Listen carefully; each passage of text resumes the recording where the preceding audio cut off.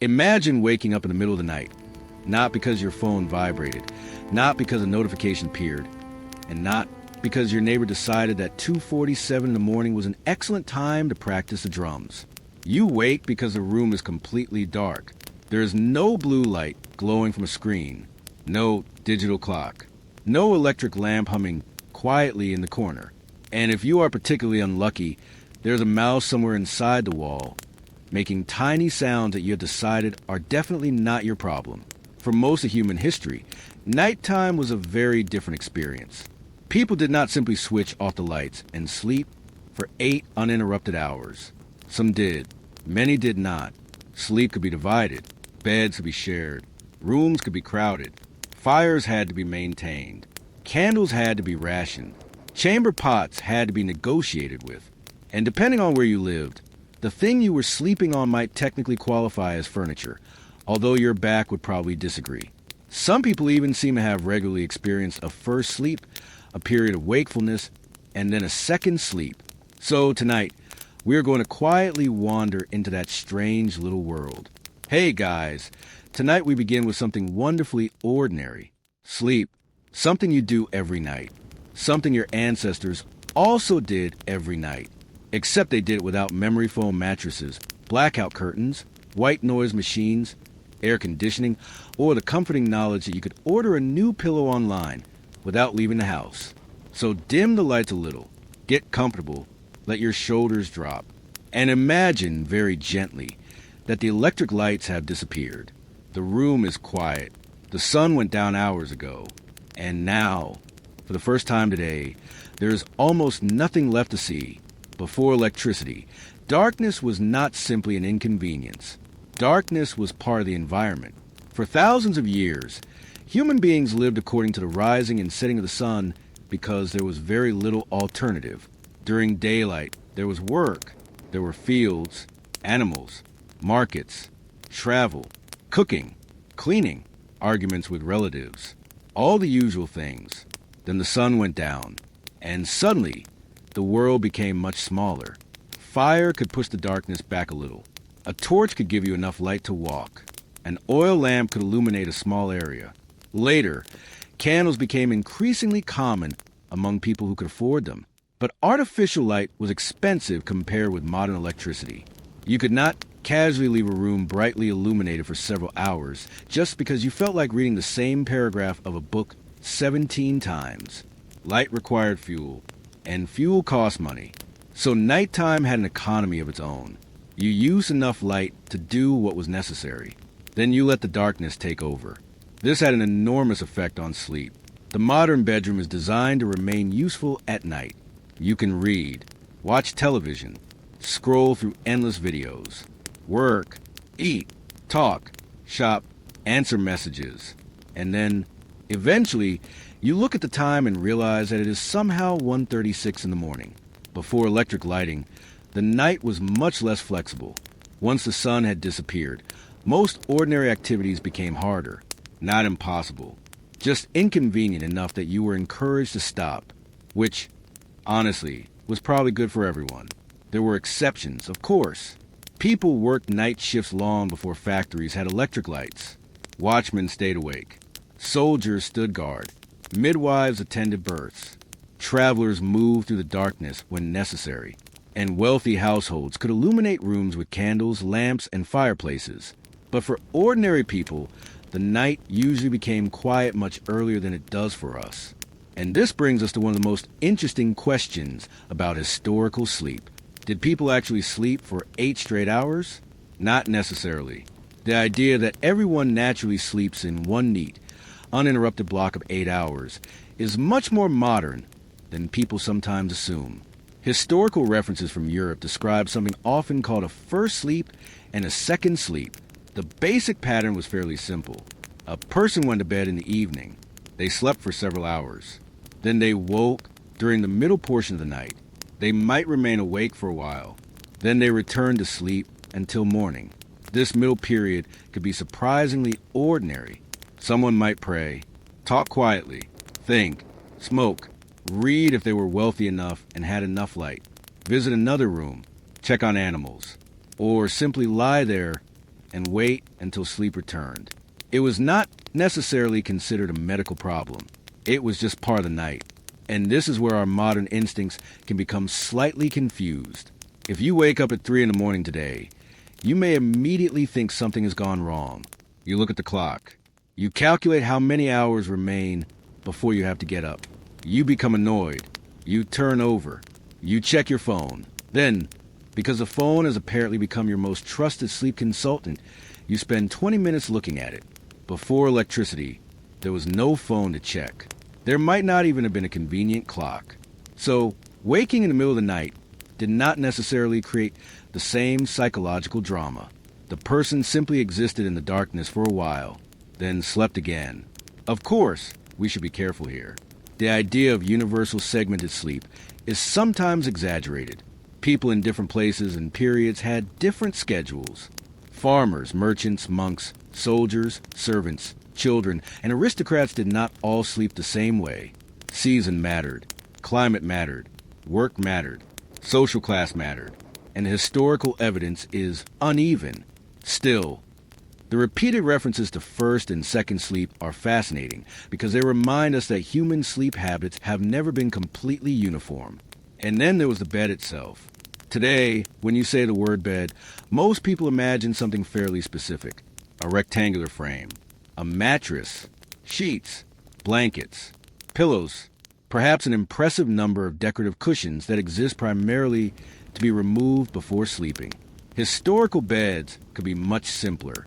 For ordinary Europeans, especially in earlier medieval periods, sleeping arrangements might involve straw or other natural materials stuffed into a sack or placed over a simple frame. A mattress was not automatically soft. It was not automatically clean. And it certainly did not come with a warranty. Straw was useful because it was relatively accessible. It could be replaced. It provided insulation from the cold ground, and it was considerably more comfortable than sleeping directly on a hard floor. But it had its problems. Straw could become compressed. It could become damp. It could attract insects. And it could acquire an impressive collection of smells from daily life. Because medieval homes were not exactly laboratories of sterile cleanliness. Animals might live nearby. Cooking happened nearby. People worked nearby. Smoke-filled spaces. Mud came indoors. Clothing was not washed constantly. And all of these things existed in the same general environment where people were expected to sleep peacefully, which they apparently did. Human beings are remarkably adaptable. Give us enough exhaustion and a vaguely horizontal surface, and we will probably figure something out. For wealthier households, sleeping arrangements could become considerably more elaborate. Large beds were expensive objects. They could have substantial wooden frames, curtains, carved decorations, mattresses, blankets, and multiple layers of fabric. A wealthy person's bed could become one of the most impressive pieces of furniture in the entire household. And there was a practical reason for all those curtains. They helped create a smaller, enclosed space. They provided some privacy. They could reduce drafts. And during cold weather, enclosing yourself inside layers of fabric was a sensible strategy. Imagine the room around you. There is no central heating, no thermostat, no insulated modern walls. The fireplace is producing heat, but the warmth is uneven. Near the fire, you are comfortable. A few steps away, you are reconsidering every decision that led you into this room. So curtains around a bed were useful. They created a little pocket of warmth, a small world inside the larger room. And if several people were sleeping nearby, they also gave you at least the illusion of privacy.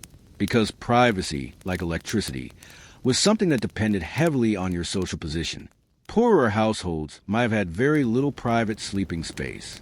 Several members of a family could sleep in the same room. In some circumstances, servants, children, guests, or workers might also share the space. This was not necessarily regarded as strange. The modern idea that every individual should have a private bedroom is historically unusual.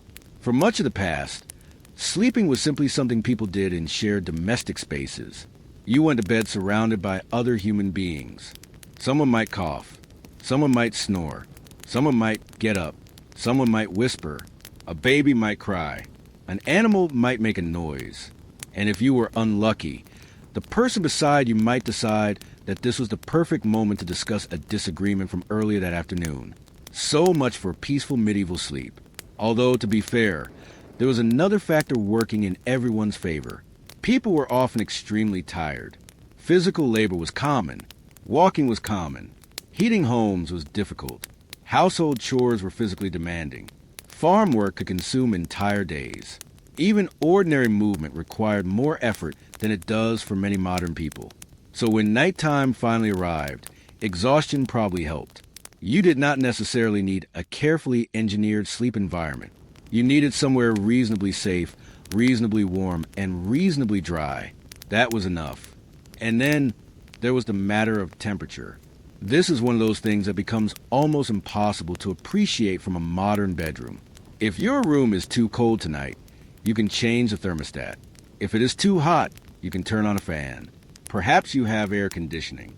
Perhaps you are both running at the same time, because apparently humanity has decided that weather itself is now negotiable. Historical people had fewer options.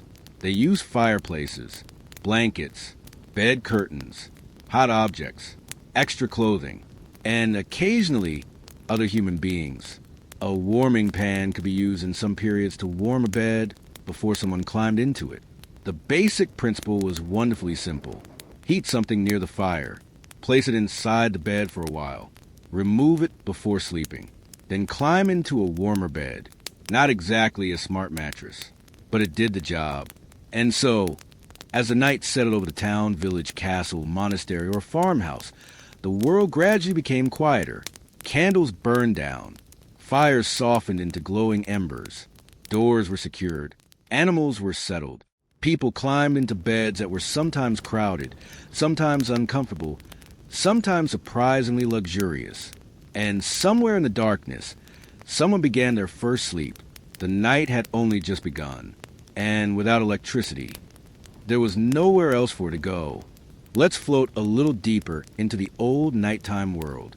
Because once we start imagining historical sleep, there is one modern assumption we need to gently remove. The bedroom, the private bedroom, as we understand it today, was not something everyone simply had. For much of history, the place where you slept was not necessarily a room devoted entirely to sleeping. It was just a room. And rooms had jobs.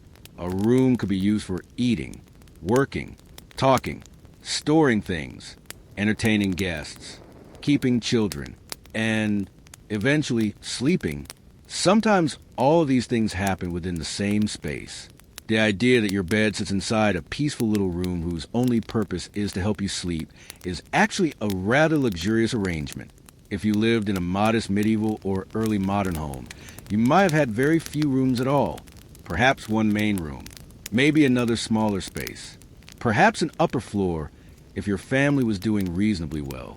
But there was no guarantee that everyone had a private corner. The house itself was the bedroom, the kitchen, the living room, the workplace, and sometimes the storage room. Because why waste valuable indoor space on a room that does only one thing? People were practical. And when the sun went down, everyone gradually adjusted the same space into nighttime mode. Furniture could be moved, bedding could be brought out, fires could be managed, candles could be lit, children were settled, and eventually people lay down. This meant that sleep was often a communal experience. Imagine a small household at night. The fire is still glowing. Someone is finishing a small task. A child is already asleep. An older relative is sitting nearby. Perhaps an animal is making a little noise in another part of the building. The room smells faintly of smoke. There is no electric hum, no refrigerator, no distant traffic, no television, no phone vibrating on a bedside table. Instead, you hear breathing, the occasional cough, wood shifting in the fire, wind outside, maybe rain against the roof, and then gradually silence, although silence itself would have been relative. Historical houses were not perfectly quiet. Wood creaked, roofs moved in the wind, animals made noises, people walked outside, dogs barked, bells rang, and in towns, there could be considerable activity after dark. Markets and workshops did not necessarily vanish the moment the sun disappeared. Taverns could remain open, travelers could arrive, guards could patrol, ships could move along rivers, people could work by torchlight. So the romantic image of every medieval village falling into complete silence at sunset is a little too neat. Still, nighttime was darker, and that darkness changed what people did. Light was precious. A candle was not something you casually left burning in an empty room. If you needed to see, you lit it. If you did not need to see, you saved it. This sounds obvious. But modern people have become so accustomed to abundant artificial light that it is difficult to imagine the psychological effect of having to make a decision every time you wanted illumination. Do you really need another candle? Do you really need to keep the lamp burning? Do you really need to finish reading that document tonight? Perhaps tomorrow would be fine. And suddenly, tomorrow becomes a very attractive concept. This also meant that reading in bed was a luxury. Today, someone can lie beneath a blanket and read an entire novel without even thinking about the cost of illumination. Historically, reading after dark required light. If you own books, you might own candles. If you could afford both, and if your eyes were still willing to cooperate. For monks and scholars, nighttime reading could be part of a structured routine. Religious communities had their own schedules, often involving nighttime prayers or services. Monastic life could therefore be very different from the sleep schedule of an agricultural household. Some monks rose during the night for prayer. They did not simply wait until morning, because their religious routine told them otherwise. Imagine being comfortably asleep and then discovering that your schedule requires you to get up because it is time for service. At least they had a reason. Modern people sometimes wake at 3 a.m. because they suddenly remember an embarrassing thing they said in 2014. The monk had a more respectable excuse. Religious communities also reveal something important about historical sleep. There was no single universal bedtime. Schedules varied according to occupation and institution. Farmers generally followed daylight. Monks followed liturgical schedules. Aristocrats could stay awake late for social activities. Servants often had to adapt to the schedules of the people they served. Soldiers had watches. Sailors had watches. Watchmen had watches. And everyone else had whatever schedule life happened to impose on them. So when we ask how people slept before electricity, the honest answer is that there were many answers. But darkness itself remained a powerful influence. And perhaps nowhere was this more obvious than the lives of ordinary rural families. For a farmer, the day could begin early, very early. Animals needed attention. Fields needed work. Water needed collecting. Food needed preparation. Tools needed maintenance. And none of these things could be postponed indefinitely because you were having a lazy morning. The sun was effectively the original alarm clock. It rose. You noticed. And eventually you got up. There were no 7 alarms. No snooze button. No cheerful electronic voice telling you that you had 5 minutes before your next alarm. Although there were human alarm clocks. In some places and periods, professional knocker-uppers later became a real occupation. Their job was to wake workers by knocking on doors or windows in agreed time. But that belongs more strongly to the industrial era. For much earlier societies, people relied heavily on natural light, household routines, animals, bells, and other people. The rooster has been doing unpaid alarm clock work for thousands of years, and judging by its personality, it has never once apologized for waking everyone else. Morning therefore arrived naturally. The darkness slowly faded. The first light appeared, and people began moving. But before morning came, there was the problem of getting through the night. And this is where bedding becomes interesting. Blankets were not necessarily the standardized objects we know today. Materials varied enormously depending on place and wealth. Wool was important in many parts of Europe. Linen was widely used for various household textiles. Fur could provide warmth. Feathers could be used in pillows and bedding among wealthier households. And stuffed mattresses became increasingly elaborate in some periods. But for many people, bedding remained fairly simple. A sack filled with straw could provide a sleeping surface. It could be moved, repaired, emptied, refilled, and probably complained about. A straw mattress was not a single permanent object that stayed perfect for years. It required maintenance. Straw compressed, so it could be replaced periodically. This was practical but not especially glamorous. And cleanliness presented another challenge. Modern bedding can be washed regularly. Sheets can be changed. Mattresses can be cleaned. Vacuum cleaners can remove dust. Washing machines can handle large quantities of fabric while you stand nearby, wondering whether pressing the same button again will somehow make the cycle finish faster. Historical households had none of this. Washing fabric required labor. A lot of labor. Water had to be collected, heated, carried. Soap or other cleaning substances used. Fabric scrubbed, rinsed, wringed, dried, and then returned to the bed. So bedding was not necessarily washed as frequently as modern people might expect. That does not mean people were unaware of cleanliness. They simply lived within the limits of their technology and resources. And those limits were substantial. One of the more interesting details is that beds themselves could be valuable possessions. In some periods, a bed might appear in an inventory of household goods because it was worth enough to matter. A wealthy bed could contain expensive textiles, wood, carvings, curtains, decorative elements, and layers of bedding. The bed could be a visible statement of wealth. You could own an impressive bed even if you owned relatively little else. And aristocrats took this seriously. Royal beds could become ceremonial spaces. Kings and queens sometimes received visitors while sitting or lying in bed. The bed was not always a private place hidden away behind a closed door. In elite households, it could be part political and social life. Imagine visiting a monarch and finding the monarch in bed, not because the monarch is sick, not because the monarch has decided that meetings are more comfortable horizontally, but because the royal bed itself is part of the social environment. The bed could become a stage. A strange one, admittedly, but an important one. Royal births could happen there. Illness could be managed there. Visitors could be received there.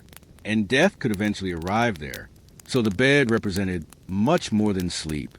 For ordinary people, it was often a practical object. For elites, it could become a symbol. And this brings us to one of the great differences between historical and modern sleeping arrangements. Privacy. Today, closing your bedroom door can communicate something very simple. I'm going to sleep. Please leave me alone. Historically, that message was often much harder to send. Doors existed, of course, but having a private room behind one was not universal. And even when people had separate rooms, they might still share beds. Bed sharing was common in many societies. Families might sleep together. Guests might share sleeping spaces.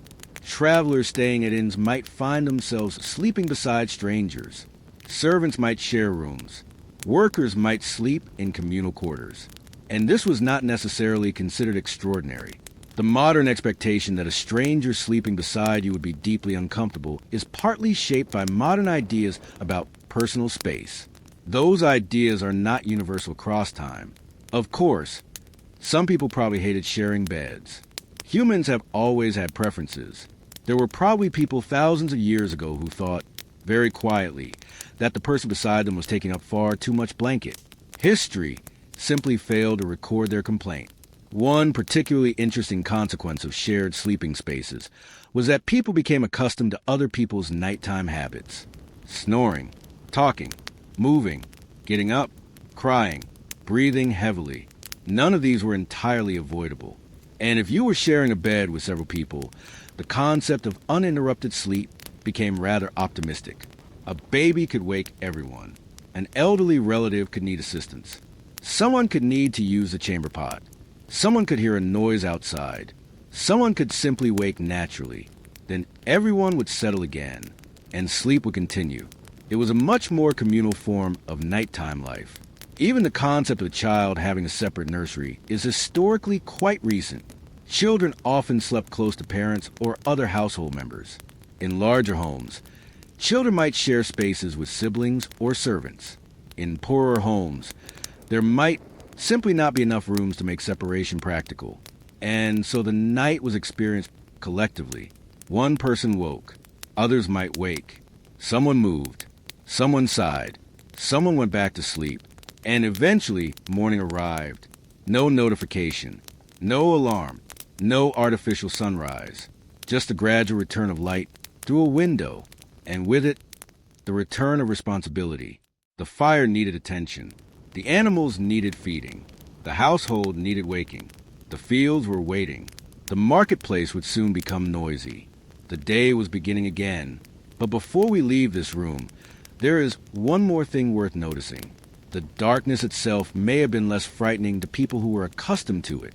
We often imagine historical people staring nervously into pitch-black rooms because they had no electric lights. But darkness was simply normal. They grew up with it. They knew the sounds of their homes. They knew the paths outside. They knew where the furniture was. They knew what the roof sounded like during rain. They knew what an ordinary nighttime noise meant. And perhaps most importantly, they did not expect the darkness to disappear. For us, darkness is often something we create. We turn off the lights, then we turn them back on. For historical people, darkness was something the world naturally produced every evening. It arrived without asking permission. And eventually, people learned to sleep inside it. Quietly, communally, sometimes comfortably, sometimes not. But almost always without an electric lamp waiting beside the bed. And so the old house settled once again. The fire became smaller. The last candle burned lower. Someone turned beneath a rough blanket. Someone else quietly breathed in the darkness. And somewhere outside, the night continued. There was no screen to brighten it. No clock glowing beside the bed. No blue light announcing the exact time. Only darkness. And sleep that let's stay in the darkness for a little longer. By now, the house is settled. The fire has gone low. The room is cool. Most people are asleep. And then, sometime in the middle of the night, one person opens their eyes. Not because an alarm went off. Not because a phone buzzed. Not because they checked the time and realized they had exactly 4 hours and 17 minutes left to sleep. They simply woke up. For a modern sleeper, this can feel like a problem. For many historical people, it may have been perfectly ordinary. This is where the idea of segmented sleep becomes particularly interesting. There's evidence from pre-industrial Europe of people describing the night as having a first sleep and a second sleep. The exact pattern varied. Historical sources do not give us a neat universal timetable, but the basic idea appears repeatedly enough to be worth considering. A person might go to bed relatively early. They would sleep for several hours. Then they would wake. They might remain awake for a while. Then they would sleep again until morning. This middle period was sometimes treated as a normal part of the night, rather than a failure to sleep. And that changes the way we imagine historical bedrooms. The middle of the night was not necessarily a blank space between bedtime and sunrise. It could be its own little period, a quiet interval, a time when the rest of the household was asleep, and one person was temporarily awake. Perhaps they prayed. Perhaps they talked with their spouse. Perhaps they thought about work. Perhaps they visited the fire. Perhaps they simply lay there. And sometimes, apparently, people even used this time for practical activities. The night had breathing room. There was no assumption that sleep had to be one uninterrupted block. Today, if you wake at 2:30 in the morning, you might immediately become aware of the clock. You might calculate 2:30, 5 hours until the alarm. If I fall asleep in 10 minutes, I can still get 4 hours and 50 minutes. Then you become annoyed because now you are calculating how long it will take to fall asleep, which naturally makes falling asleep more difficult. Historical people did not always have this problem because accurate personal clocks were uncommon. The village clock might tell the hour. Church bells might provide rough signals. But the ordinary person lying in bed did not necessarily have a little timepiece beside them. The night was experienced more physically. You knew it was late because it had been dark for a long time. You knew morning was approaching because the light was changing. You knew when the household began moving. There was less numerical anxiety. Time existed. People simply did not always measure it to the minute. And that may have made the middle of the night feel different. Imagine waking. The room is dark. Everyone else appears to be asleep. You sit up slowly. You can hear someone breathing. Maybe the wind. Maybe rain. Maybe the fire. You might put another piece of wood onto the embers. You might drink some water. You might whisper to the person beside you. Then you lie back down. There is no bright screen, nothing demanding your attention, nothing offering you an endless collection of videos. The darkness gives you very few options, and perhaps that was one reason sleep eventually returned. There was simply not much else to do. This is one of those places where modern life gives us an enormous amount of freedom. We can fill every moment. If you cannot sleep, you can read, watch something, play a game, message someone, browse social media, search for an explanation of why you cannot sleep, then read 12 explanations, then become convinced that your sleep schedule is permanently ruined. Historical people had fewer opportunities for this particular form of self-inflicted insomnia. The night could be boring, and boredom is sometimes surprisingly effective, but we should not romanticize it too much. Historical sleep was not automatically healthier. People had pain, illness, cold, noise, crowding, poor bedding, insects, respiratory problems, hunger, stress, pregnancy, children, animals, and all the ordinary difficulties of human life. A warm, quiet bedroom was not guaranteed. Some people probably slept very badly. Others probably slept remarkably well. Just as today, the difference was the environment around them, and that environment was shaped strongly by the seasons. In summer, daylight lasted longer. In winter, darkness arrived early. This affected daily routines. Agricultural societies especially had to adapt to changing daylight. Winter nights could be extremely long, and if you lived somewhere with limited artificial lighting, there was not much reason to stay awake for entertainment. You could sit near a fire, talk, repair tools, spin fibers, tell stories, pray, do simple work. But eventually, you would probably go to bed, and winter could make that bed very appealing. Imagine a cold night. The walls are chilly, the floor is colder, the fire is fading. You pull the blankets closer. Maybe you sleep beside another person simply because two bodies are warmer than one. The concept of personal space becomes less important when the alternative is freezing. And this is why shared beds could be practical. They were not always about intimacy. Sometimes they were about warmth. Sometimes they were about limited space. Sometimes they were simply the normal arrangement.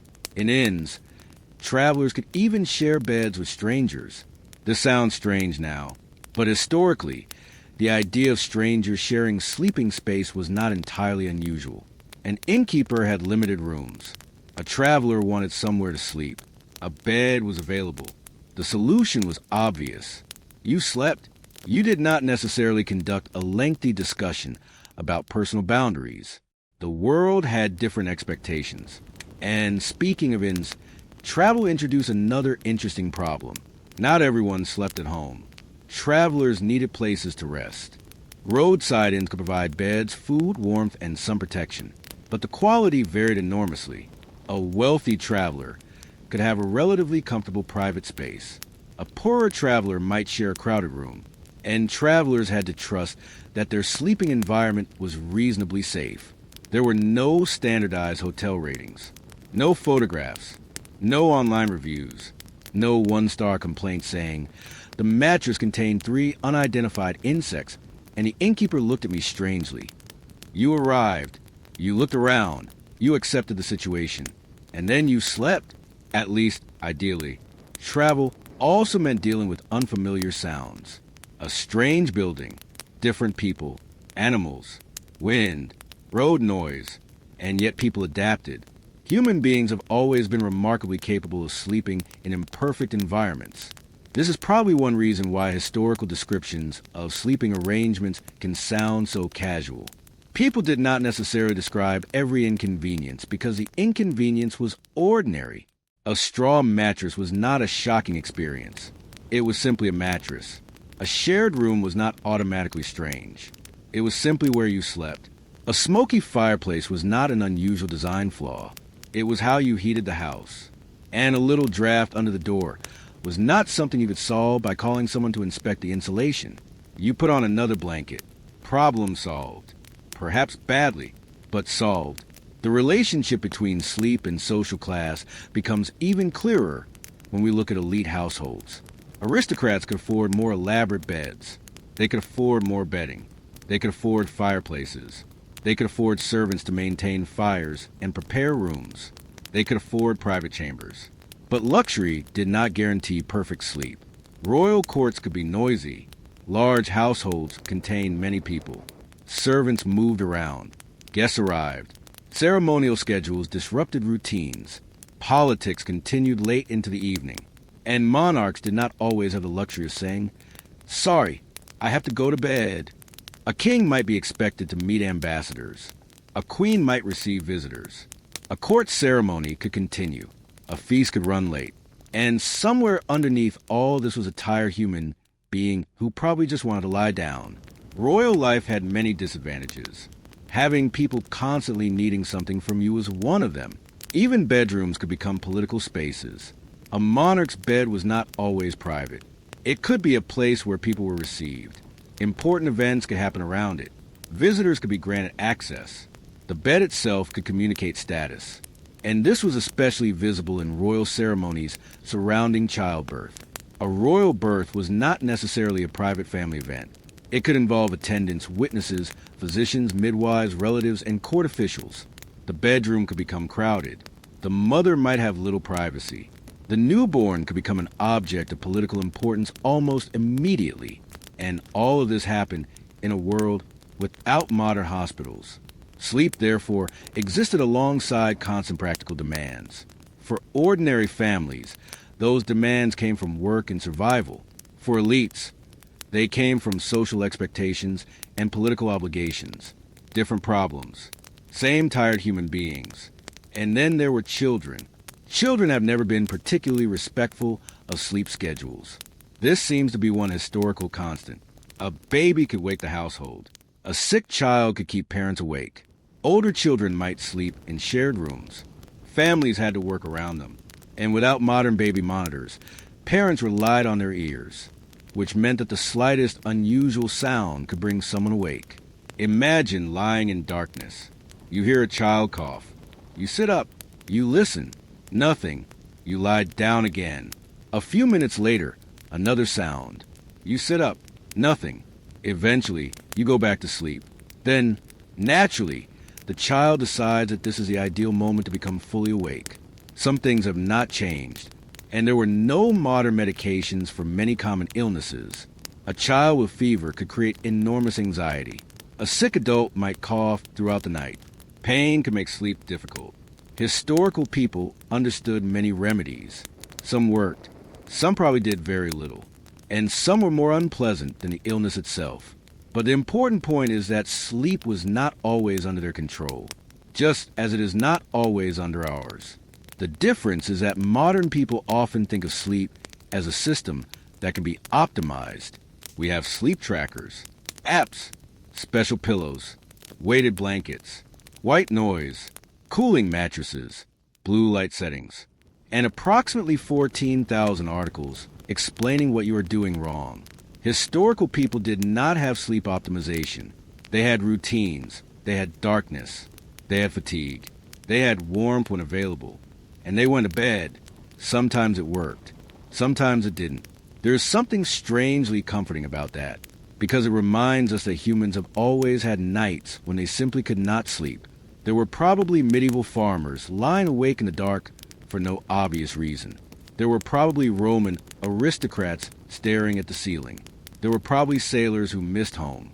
There were probably servants worrying about tomorrow. There were probably kings who had spent the day making important decisions and still could not sleep. Human brains have always been inconvenient. Electricity did not invent insomnia. It simply gave insomnia better entertainment. So, as our imagined household moves through the middle of the night, the first sleep has ended. For a little while, the darkness belongs to the waking. The fire is checked. A blanket is adjusted. Someone whispers. Perhaps a prayer is said. Perhaps thoughts wander. And then, slowly, the body begins to become heavy again. The second sleep approaches. The house grows quiet. The night continues. No one checks the time. No one counts the minutes. There's only the darkness outside the window, and the quiet knowledge that morning will eventually arrive. When it does, the old rhythm will begin again. By now, the night has settled into its familiar rhythm. The house is quiet. Most people are sleeping. Someone may be enjoying their second sleep. Someone else may be awake beside the dying fire. And outside, the darkness is doing what darkness has always done. It is covering everything. But before people could sleep, they had to get through the final part of the evening. And that meant light. Not much light, just enough. For thousands of years, human beings had to make do with flames. Firelight, oil lamps, tallow candles, beeswax candles, torches, small lamps filled with combustible oils. Each had advantages. Each had problems. And none behaved quite like the light bulb sitting quietly above your head. A modern light switch is almost absurdly convenient. You press it, light appears. You press it again. Darkness returns. No fuel, no smoke, no wick, no flame, no concern that the light might burn your house down. Historical people did not have this luxury. If they wanted light, they had to produce it, and producing light was work. A fireplace was the most important source of illumination in many homes. It provided warmth, it helped with cooking, and it produced light. The problem was that firelight is not exactly a replacement for an electric lamp. It flickers, it moves, it leaves shadows. It is bright in one area and useless a few steps away.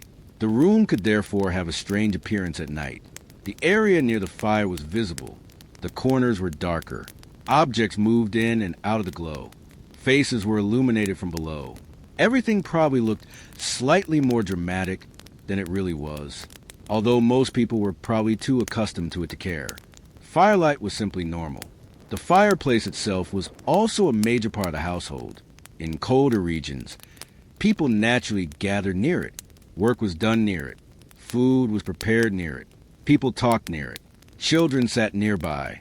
And eventually, as the evening ended, the fire was managed carefully. A household could not necessarily afford to waste fuel. What had to be collected, purchased, stored, transported, or gathered from available sources. In some places, charcoal was used. Peat was important in certain regions. Other fuels became increasingly common as societies developed. But whatever the fuel, it represented energy. And energy was valuable. So the idea of keeping every room brightly illuminated simply because someone might want to wander into it was not practical. Instead, people concentrated their activity. You stayed where the light was. This is an important difference. Modern houses distribute light everywhere. Historical houses often concentrated people around the available light. The evening, therefore, naturally became more communal. If you wanted to sew, you sat near the fire. If you wanted to repair something, you sat near the light. If you wanted to talk, you sat nearby. The dark parts of the room were simply not useful, and this probably helped shape the rhythm of evenings. As the fire became smaller, the household's activities also became smaller. There was less reason to continue working, less reason to move around, less reason to stay awake. Eventually, bedtime became the obvious next step. Candles offered more portable light, but candles had their own hierarchy. Not all candles were equal. Beeswax candles were relatively clean and pleasant. They produced a good light and had less unpleasant smoke than cheaper alternatives. But beeswax was valuable. So beeswax candles were more affordable for wealthy households and institutions. Poorer households could use candles made from tallow. Tallow was animal fat. It was cheaper. It was practical. It also had an unmistakable smell. Imagine lighting a candle beside your bed. The room fills with a warm little glow. You can see the blanket. You can see your hands. You can perhaps read. But there is also smoke and the unmistakable atmosphere of rendered animal fat. Not exactly the scent of a luxury hotel. Still, it worked. And when the candle was expensive, you did not burn it carelessly. This meant that the amount of light available at night could tell you something about social class. A wealthy household might have several candles burning. A poor household might have one, or none. A church could be filled with candlelight. A peasant cottage might rely mostly on the fireplace. A royal chamber could glow with dozens of candles. An ordinary room could remain mostly dark. Light was a form of wealth, and that changed nighttime behavior. If you could afford light, You could extend your day. You could read, write, socialize, work, hold meetings, play games, conduct business. If you could not afford much light, the evening ended earlier. The sun therefore remained an important boundary. Artificial light weakened that boundary, but it did so gradually. Before electricity, people were already finding ways to push back against darkness. Candles became better. Oil lamps became better. Gas lighting eventually transformed urban environments. But electricity was a final great leap. Before that leap, darkness still had considerable authority. And there was another reason people were cautious about flames. Fire, the thing providing your light, could also destroy the building around you. This was not a theoretical problem. Open flames were everywhere. Fireplaces, candles, lamps, torches, cooking fires, and houses were often constructed from materials that burned. What was common, thatch was common in some areas. Stored hay was extremely flammable. A small mistake could become a major problem. So candles were handled carefully. They could be placed in holders. Lamps could be set on stable surfaces. Fireplaces were maintained. People developed practical habits around flames because they had no choice. And yet accidents still happened. Nighttime could therefore contain a quiet background danger. A candle left burning unattended was not simply wasting electricity. It was a potential fire. This made bedtime routines slightly different. You might extinguish candles, bank the fire, make sure embers were safe, secure the house, then sleep. There was no reason to leave every light on. There was also no need. The darkness outside was complete enough that one more extinguished flame made little difference. The relationship between fire and sleep is especially interesting. A fireplace did not merely illuminate the room. It changed the temperature. The fire warmed the immediate area, but once it weakened, the room could become cold. So people often had to balance warmth against fuel consumption. You could keep the fire strong, but that required more fuel. You could let it die down, but then the room became colder. The solution was layers, blankets, clothing, curtains around beds, and bodies, lots of bodies, in some households. Sleeping beside another person could be a practical source of warmth. A family sharing a small space would naturally produce heat. This is one reason the modern concept of heating every bedroom separately would have seemed extravagant. You heated the house, or part of it, not necessarily every individual corner. And in very cold climates, people adapted their architecture around sleep. Small rooms could be easier to heat. Low ceilings could retain warmth. Thick walls could reduce temperature changes. Beds could be positioned away from drafts. Heavy curtains could create warmer sleeping spaces. People knew how to work with their environment. They simply had fewer mechanical tools. And because nighttime was colder, the timing of sleep mattered. Going to bed early meant spending more time under blankets. Getting up early meant returning to the cold before the house had fully warmed.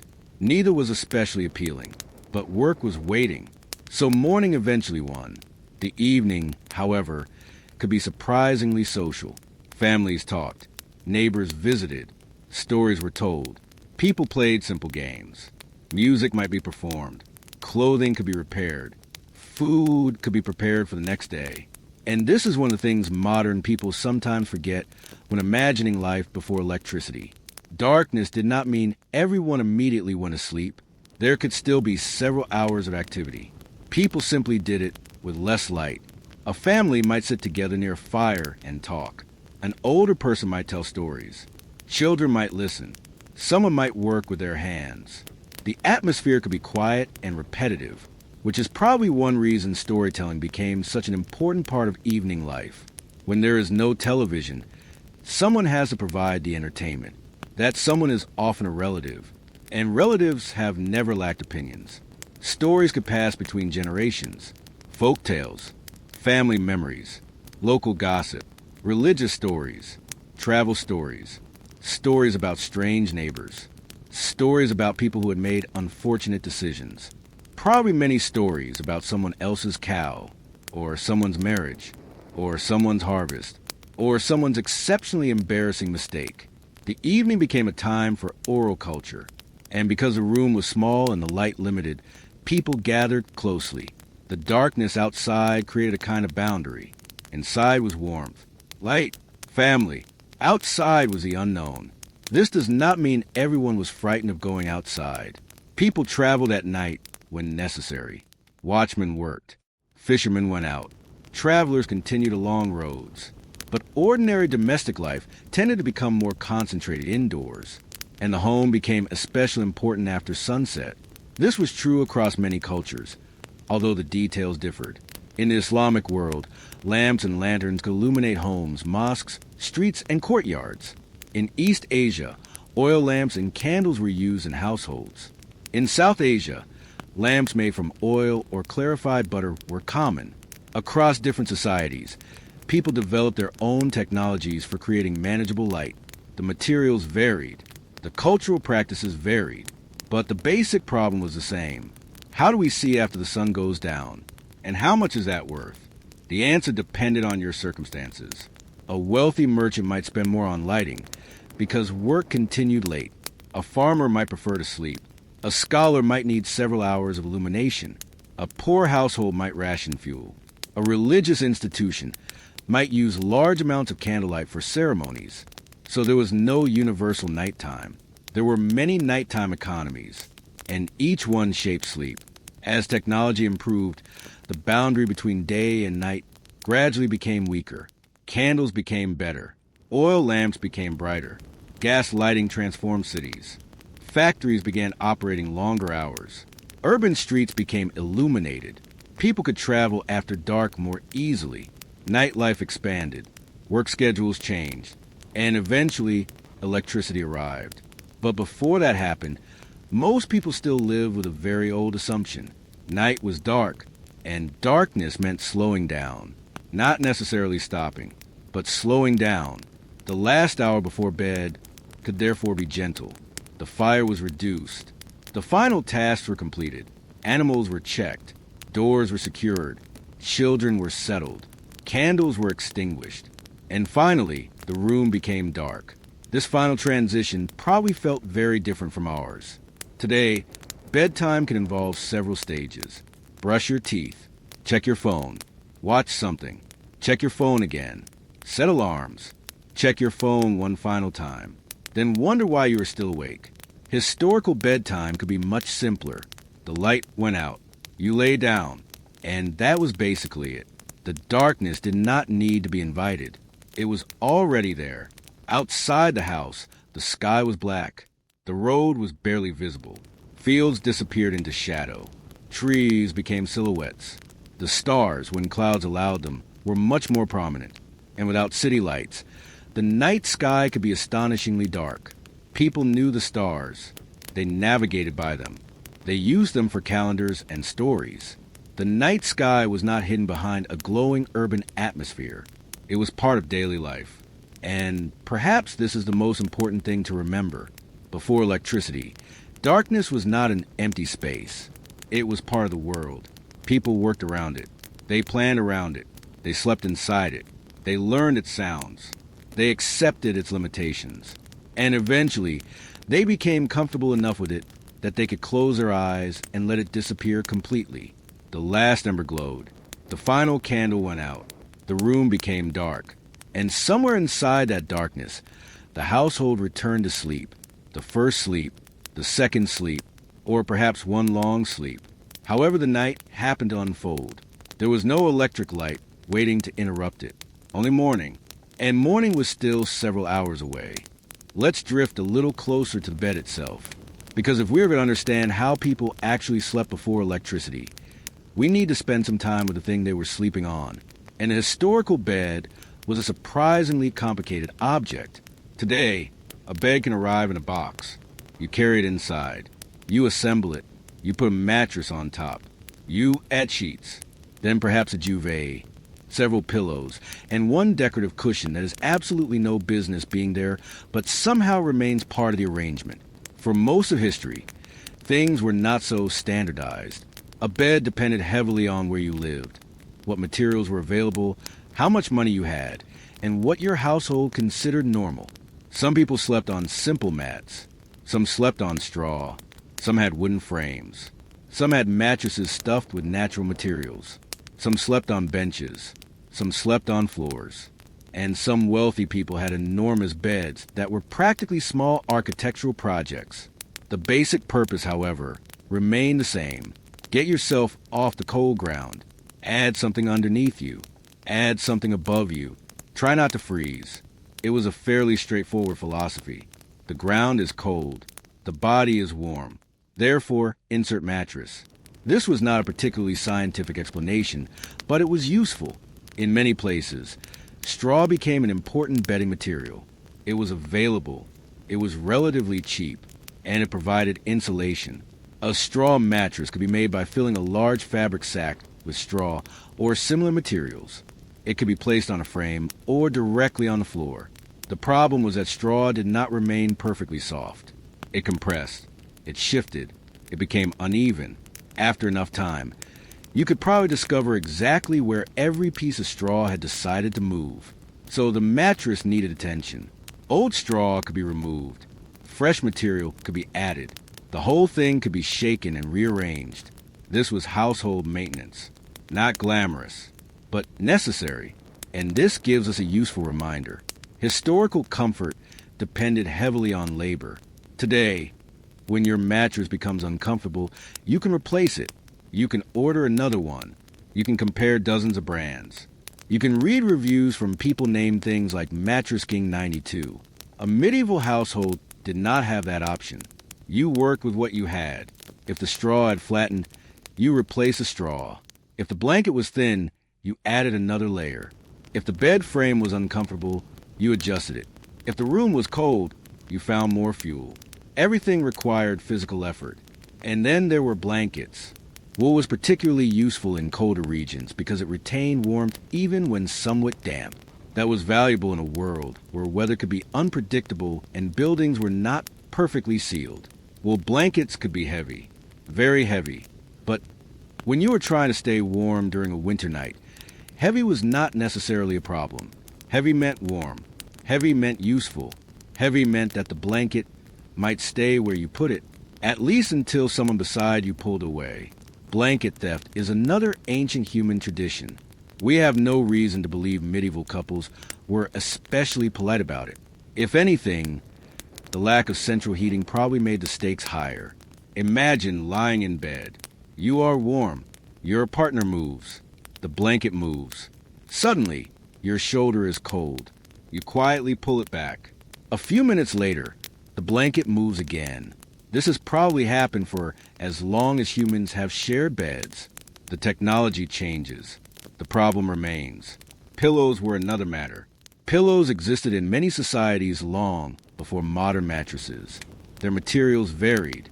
Some were stuffed with feathers, wool, plant fibers, or other materials. In some ancient cultures, harder headrests were used. In others, soft cushions became common. Again, social class mattered. A wealthy person could afford finer materials. A poorer person might use a simple roll cloth or stuffed sack. There was no universal pillow design, but people understood the basic appeal of putting something beneath the head. It was probably one of humanity's more successful inventions. You lie down. Your neck complains. You put something underneath it. Your neck complains slightly less. Excellent. And yet, even with bedding, sleeping could be difficult during winter. Heating was limited. Windows were not necessarily sealed tightly. Doors had gaps. Walls could be cold. Stone buildings could retain cold for long periods. Wooden buildings could have drafts.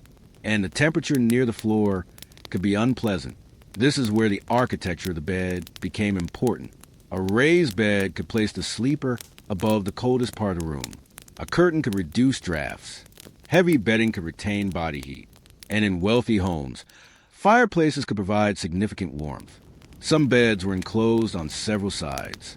These enclosed beds were not always simply decorative.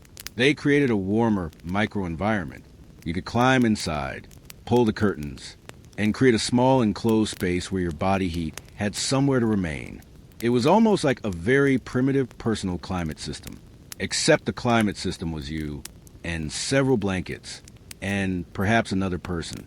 Which brings us to one of the strangest features of historical sleeping arrangements. The bed was often shared, sometimes with family, sometimes with servants, sometimes with guests, sometimes with strangers. This was partly because rooms were expensive. A large household could not give everyone a private room, so sleeping space was organized efficiently. A bed could accommodate more than one person. A room could accommodate several people. And a house could therefore function with relatively little private space. For modern people, this can sound uncomfortable, but comfort is partly cultural. What seems normal to one generation can seem strange to another. People become accustomed to the environments in which they grow up. A child who grows up sharing a room with siblings may think nothing of it. A traveler who regularly stays in communal inns may accept shared sleeping spaces as normal. A family living in one-room housing may not think of privacy in the same way as a modern household with several bedrooms. And so, we should avoid imagining historical people constantly wishing they had modern homes. They had their own expectations, their own ideas of comfort, their own standards. Although I suspect many of them would have accepted a modern mattress without too much philosophical resistance. Human beings are adaptable, but we also have to remember that beds could carry status. Among wealthy households, the bed could become an expensive display object. Large carved bedsteads appeared. Curtains became elaborate. Textiles became expensive. Embroidery could be used. A bed might be decorated almost like a throne. And in some aristocratic societies, it was not merely a place to sleep. It was a place where social status was displayed. People might visit an important person in their bedchamber. The bed could be part of ceremonial life. The wealth of the bedding could communicate the wealth of the household. It is an interesting contrast. For one person, a bed was simply a sack of straw. For another, it was a magnificent piece of furniture covered in expensive fabric. Both were technically doing the same job, helping someone sleep. The difference was everything around it. This becomes especially obvious in royal households. Kings and queens could have beds with elaborate canopies, curtains, carved posts, expensive textiles, and thick mattresses. A royal bed might cost more than an ordinary family could imagine spending on household goods. But even kings had to deal with cold. Even queens had to sleep. Even the wealthiest monarch could not order winter to become slightly warmer, although some probably would have tried. Royal bedrooms could be heated by fireplaces. Servants could prepare the bed. Bedding could be warmed. Hot coals or warming pans could be used. And rooms could be selected for their warmth. Servants were often responsible for maintaining these comforts. The wealthy did not personally gather firewood at midnight. Someone else did. That is one of the great hidden advantages of historical wealth. You did not necessarily have better technology. You had more people. If the room was cold, someone could bring fuel.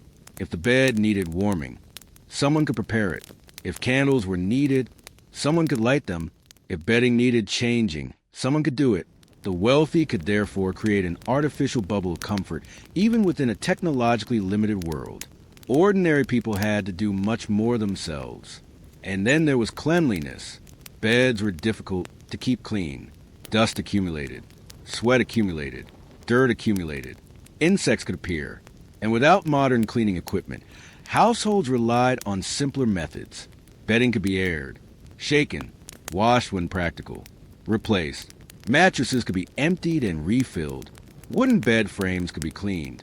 But complete cleanliness was difficult. This did not mean people simply ignored hygiene. Historical people understood that dirty environments could cause problems. They washed themselves when possible. They washed clothing. They aired bedding. They used various substances for cleaning. The methods differed from modern ones, but the desire for cleanliness certainly existed. Still, sleeping was never a perfectly clean activity. Your body produces sweat. Skin sheds. Hair falls. Dust settles. Humans are messy. We always have been.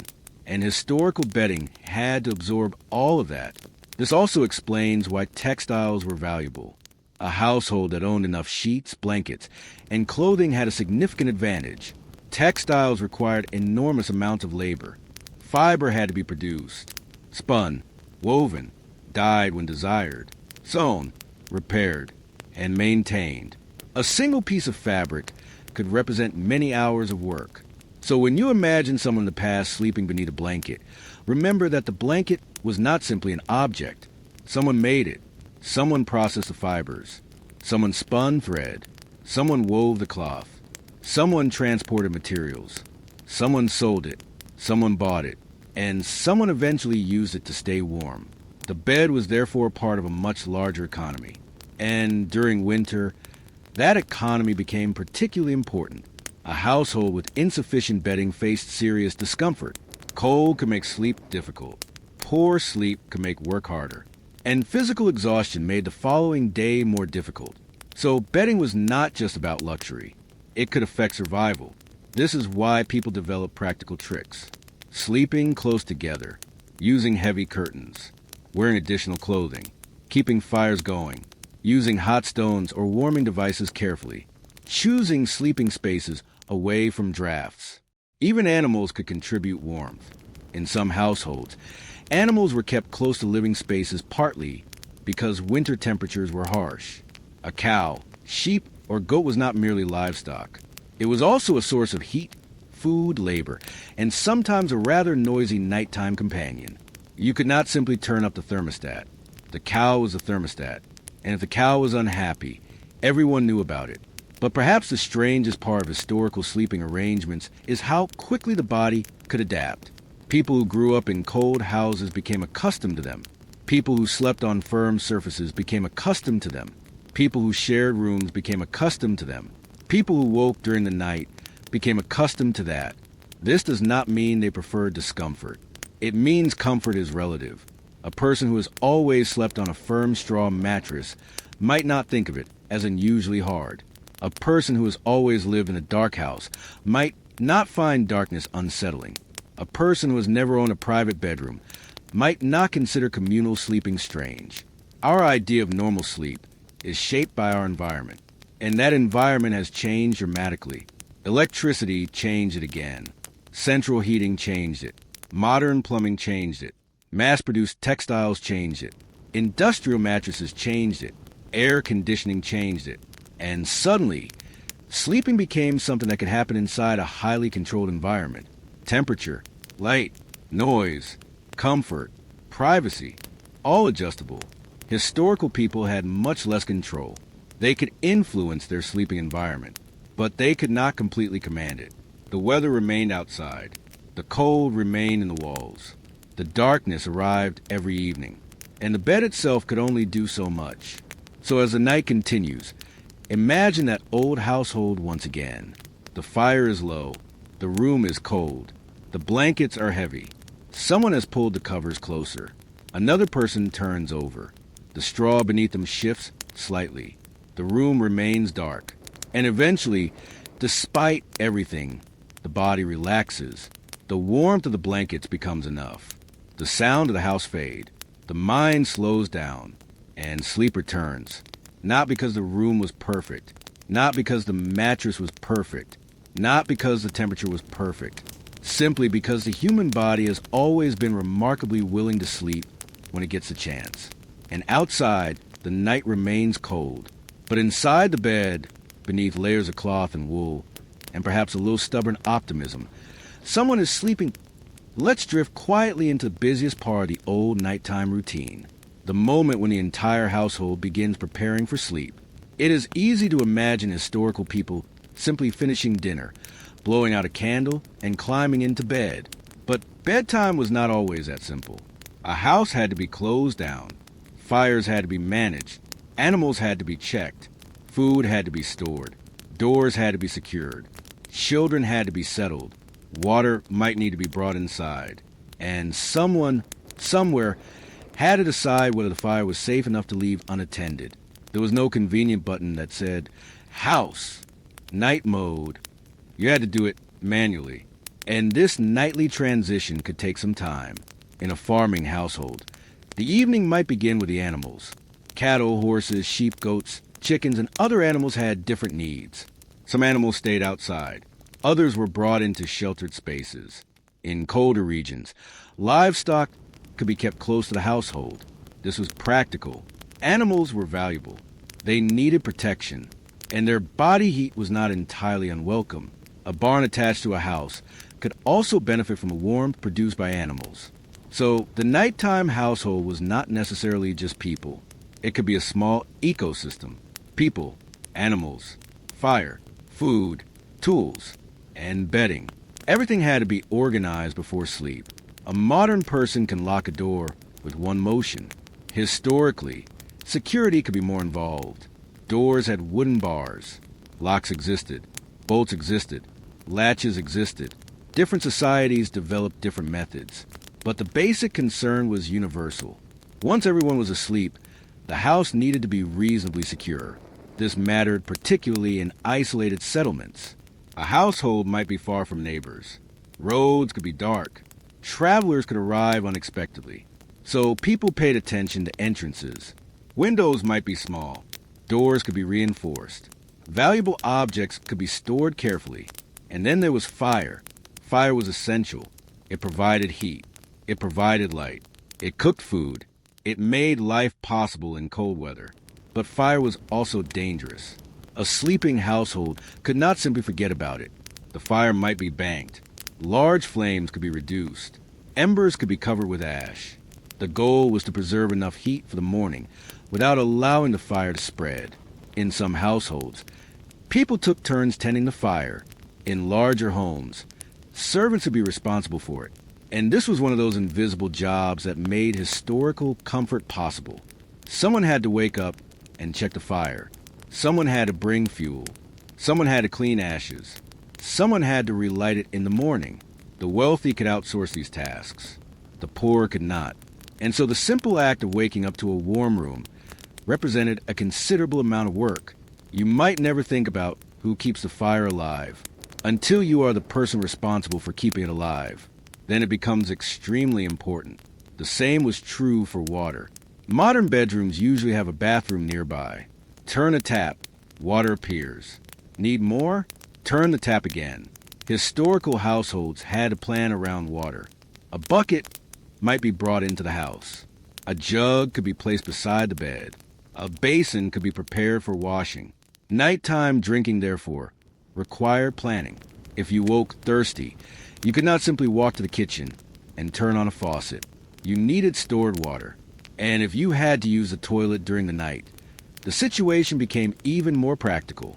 This is where the chamber pot enters the story. The chamber pot was one of those objects that was extremely useful and not especially glamorous. It allowed people to relieve themselves indoors at night. This mattered because going outside in complete darkness was inconvenient.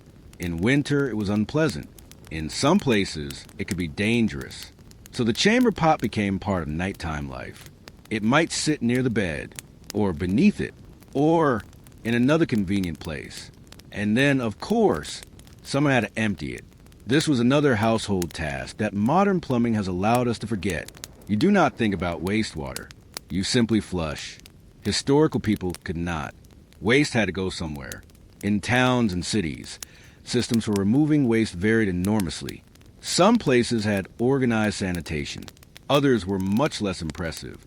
And the nighttime bedroom was therefore connected directly to the broader sanitation system of the household. A bed was not isolated from practical life. It existed inside a house where people cooked, washed, stored food, kept animals, and dealt with waste.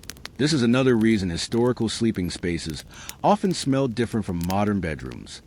Smoke, wood, wool, human bodies, animals, food, damp fabric, oil, wax, and occasionally unpleasant things.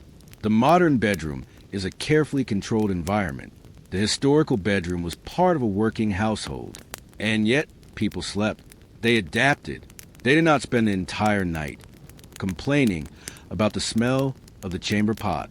At least, history does not preserve most of those complaints. The evening also involved clothing. People did not necessarily sleep in specialized pajamas. Night clothes developed in different forms and periods, but many people simply slept in loose garments or undergarments. What someone wore to bed depended on culture, climate, social class, and period. In colder weather, additional layers could be useful. In warmer climates, people could sleep with fewer coverings. The basic goal was comfort and modesty, depending on circumstances. But the concept of a dedicated matching sleepwear set was certainly not universal. You did not need to own clothes specifically designed to make you look adorable while sleeping. You needed something that worked. And sometimes that meant simply wearing less of what you wore during the day. The transition from day clothing to nighttime clothing could therefore be much less dramatic. Clothing itself was expensive. Fabric took work. People repaired clothing. They reused it. They passed it down. They altered it. They turned worn-out garments into other household materials. This made the idea of changing into a completely separate outfit every night less practical for many people. Again, social class mattered.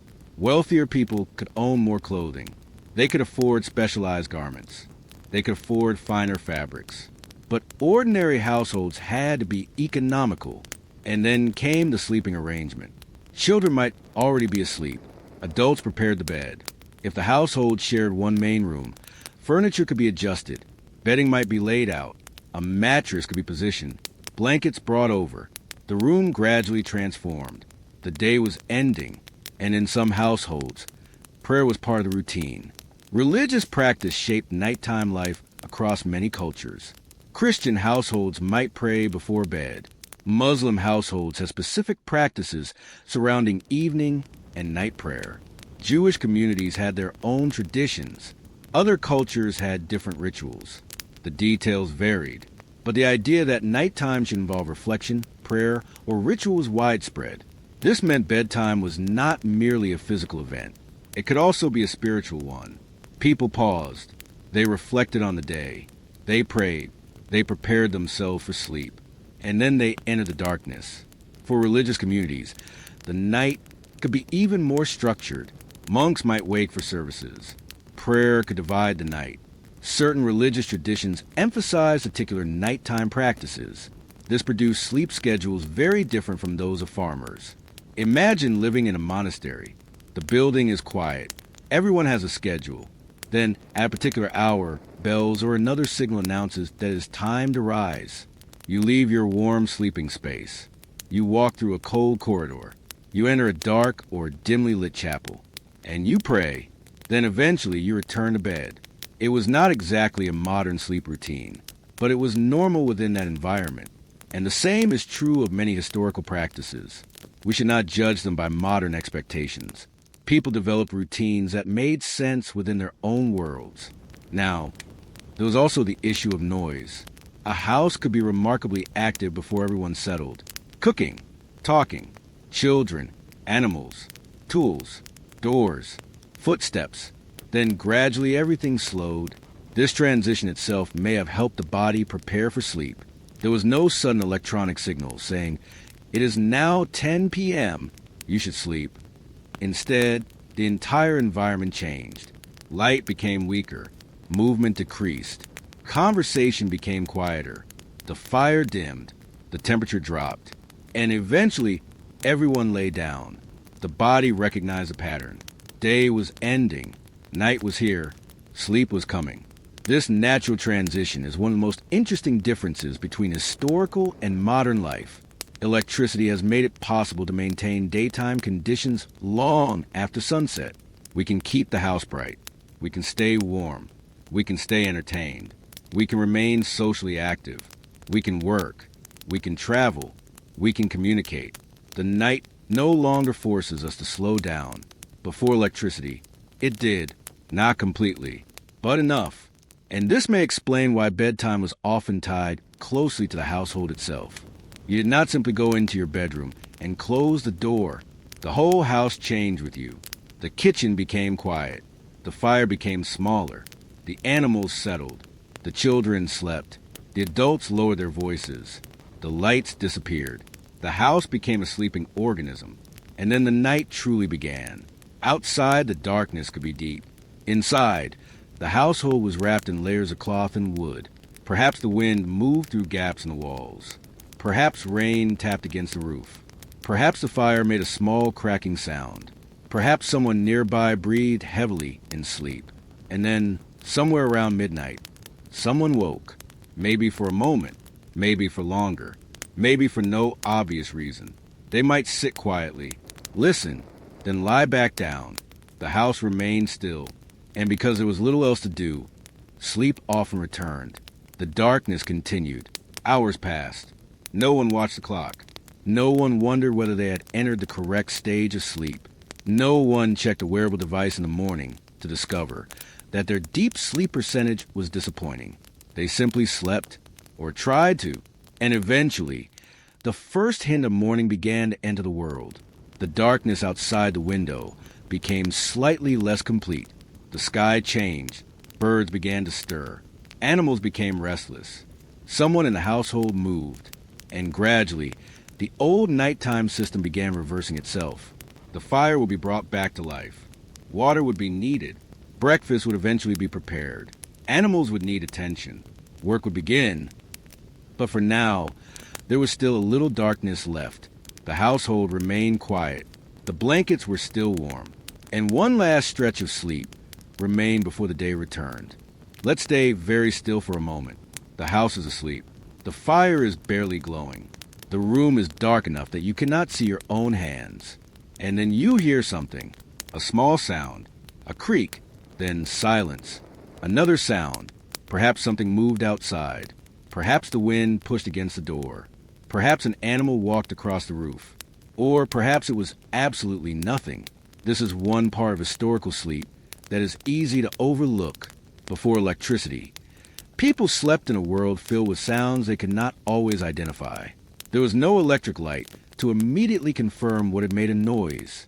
If you heard something in the darkness, you often had to listen, and listening became an important part of nighttime life. Houses made noises. What expanded and contracted. Roofs shifted. Doors moved. Windows rattled. Fireplaces cracked. Animals moved. Wind passed through gaps. Rain struck roofs. And people themselves made noises. A sleeping household was rarely completely silent. Yet historical people became familiar with these sounds. They knew the ordinary noises of their homes. They knew what the roof sounded like during rain. They knew what the door sounded like when the wind moved it. They knew the difference between a cat walking across something and a person opening a door, at least most of the time. And when something sounded unusual, people paid attention. This does not mean everyone spent the night terrified. The darkness was familiar, but the darkness also created uncertainty. If you could not see, you relied more heavily on hearing. This was particularly important for people living in rural areas. A farm at night could sound surprisingly busy. Animals moved. Dogs barked. Insects made sounds. Birds occasionally called. Wind moved through trees. Water ran. And in forests, the number of sounds could be enormous.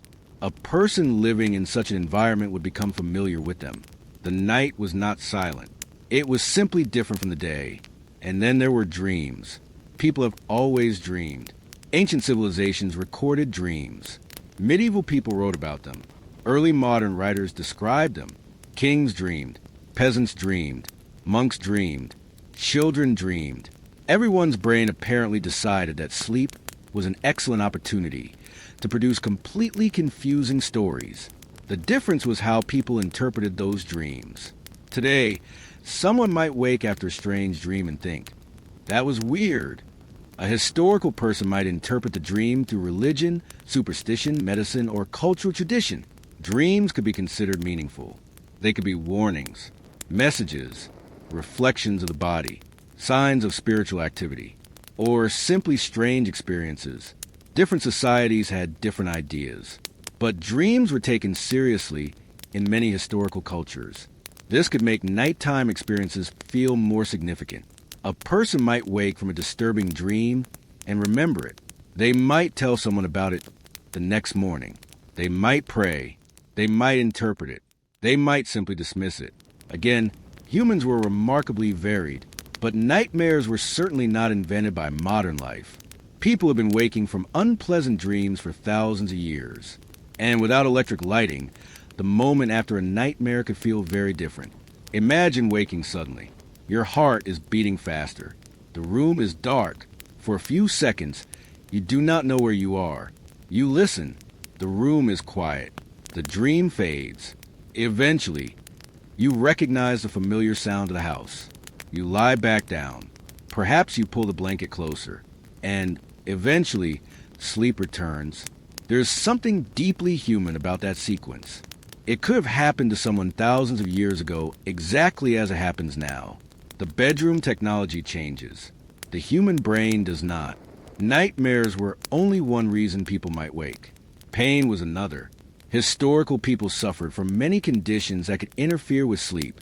Joint pain, toothaches, fevers, injuries, digestive problems, respiratory illnesses, pregnancy, age, and simple discomfort. A hard mattress did not cause every sleep problem, but certainly did not solve them either. An elderly person might wake frequently. A sick person might barely sleep. A pregnant woman could find it difficult to get comfortable. A parent might wake whenever a child made a sound. A person with chronic pain could spend hours awake. There were remedies, herbal preparations, warm drinks, poultices, religious prayers, traditional treatments. Some may have provided relief. Some probably did not. And some were based on ideas about the body that modern medicine no longer accepts. But people were always trying to make sleep easier. They understood that sleep mattered. They just had different tools. And then there was fear. Historical people certainly experienced fear at night. But it is important not to exaggerate this. We sometimes imagine the past as a world where every dark corner contained a supernatural creature waiting for bedtime. Real life was usually much more boring. People had ordinary worries. Was the door secure? Was the fire safe? Was the weather getting worse? Were the animals quiet? Was someone sick? Would tomorrow's work go well? Would the harvest be enough? Would a debt be paid? Would a travel return? These concerns could keep people awake more effectively than any ghost. And that is another thing that has not changed. Modern people lie awake thinking about bills. Historical people lay awake thinking about harvests. The subject changes. The mechanism does not. The brain finds something to worry about and then refuses to shut down. There were also practical concerns about security. In towns and cities, night watchmen could patrol streets. They might call out the time. They might watch for fire. They might respond to disturbances. This created a nighttime rhythm that ordinary residents could hear. A watchman moving through a street could provide reassurance. Someone was awake. Someone was watching. In some places, bells marked the hours. Church bells could be heard across communities. They provided a shared sense of time. This meant that even while sleeping, people were surrounded by signals from the outside world. A bell could wake you. A distant dog could bark. A cart could pass. Someone could call from the street. The night was not isolated. It was connected to the community. And in larger towns, the night could be noisy, not necessarily constantly, but enough. People traveled. Businesses operated. Taverns remained open. Guards moved. Workers began early. Animals made noise. The romantic idea of a silent medieval town beneath the stars is only partly true. Some nights were probably wonderfully quiet. Other nights were not. The same is true today. Only the sources of noise have changed. Instead of horses, you might hear traffic. Instead of a watchman, you might hear a siren. Instead of a wooden cart, you might hear a motorcycle. Humans remain remarkably good at inventing nighttime noise. And then there were insects. Historical homes were not sealed environments. Mosquitoes could be a serious problem in many regions. Flies existed. Fleas existed. Bed bugs existed. Other insects existed. People developed methods to deal with them. Herbs could be used. Smoke could be used. Bedding could be aired. Sleeping arrangements could be adjusted. But complete control was impossible. A person could therefore wake in the night because something was biting them. This is one of those historical details that makes the past feel much less romantic. The stars may have been beautiful. The darkness may have been peaceful. But there could also be an insect somewhere beneath your blanket having an excellent evening, and you would have no idea where it was. The modern bedroom is full of invisible systems designed to prevent such problems. Screens, sealed windows, heating, cooling, cleaning products, vacuum cleaners, modern mattresses. Historical people simply had fewer tools. They adapted, but adaptation is not the same as perfection. And perhaps the most fascinating part of all this is that despite these imperfections, people still developed strong sleep routines. The body learned when to sleep. The environment provided signals. Darkness, cold, quiet, fatigue, regular work. These signals told the body that nighttime had arrived. Without electric light, there was less temptation to override them. You could fight the night, but it took effort. You needed fuel. You needed candles. You needed reasons to stay awake. Otherwise, the darkness gradually won.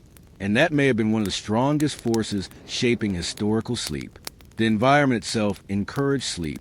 Of course, there were exceptions. People worked at night. People celebrated. People traveled. People cared for the sick.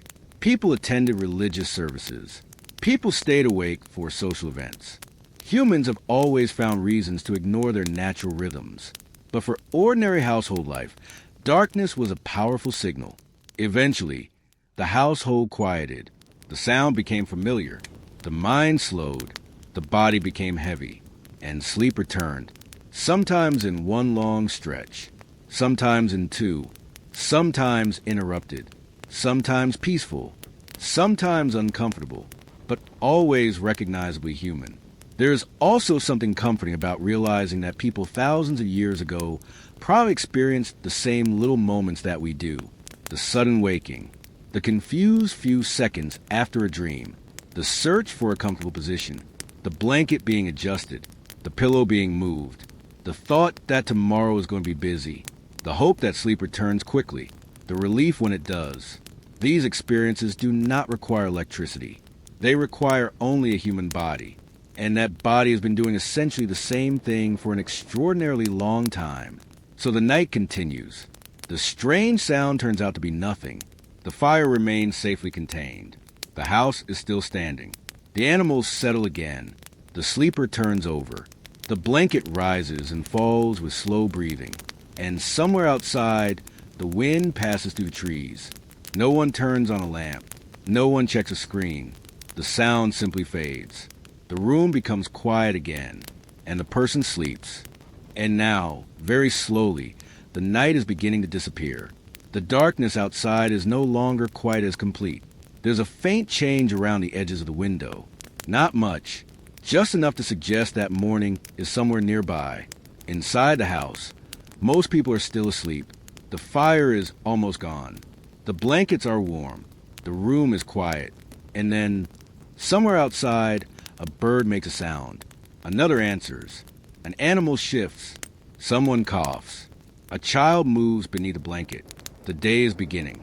For most of human history, morning did not arrive with an alarm clock. There was no sharp electronic tone. No vibrating phone. No cheerful voice saying that it was time to get up. There was simply light. And eventually, someone woke. Sometimes it was natural. Sometimes it was necessary. Sometimes another person did the waking, and sometimes an animal did it with considerably less concern for everyone's sleep schedule. The rooster has had a long career in this department. For centuries, roosters have served as natural alarm clocks. They did not need batteries. They did not need electricity. They did not even need to know what time it was. They simply crowed when their bodies decided that morning had arrived. And if you happened to be sleeping nearby, that was now your problem. Of course, people did not rely only on roosters. Church bells could mark the beginning of the day. Mosques and other religious institutions had their own calls and schedules. In towns, bells could signal hours. In households, parents could wake children. Employers could wake workers. And people could simply rise with the daylight. This meant that the relationship between sleep and sunrise was much stronger than it is for many modern people. Today, we can wake at almost any time. 6 in the morning, 10, noon, 3 in the afternoon. If life has gone particularly sideways, electricity allows us to create artificial mornings. We can turn on lights and pretend the sun has risen. Historical people had much less ability to do that. If it was dark, it was dark. If the sun had not risen, the day had not properly begun. This did not mean everyone slept until sunrise. Some workers needed to rise before daylight. Farmers sometimes began early. Servants could have duties before their employers woke. Bakers could begin work in the night. Fishermen might leave early. Travelers could depart before dawn. And some religious communities had schedules requiring people to rise during the night. But for ordinary household life, natural light remained powerful. The first thing you might notice upon waking was the temperature. Morning could be cold, very cold. The fire had gone down during the night. The room might be considerably colder than when everyone went to bed. And this created one of the great challenges of historical mornings. Getting out of bed was unpleasant. You were warm beneath the blankets. Outside the blankets was cold. There was no heated floor, no warm bathroom waiting nearby, no heated towel, no shower producing hot water at the turn of a handle. There was simply the room, cold, waiting, and somewhere nearby, a fire that needed to be restarted. This may have made the decision to remain in bed particularly attractive, but work had other ideas. Someone had to get up. Someone had to make the fire.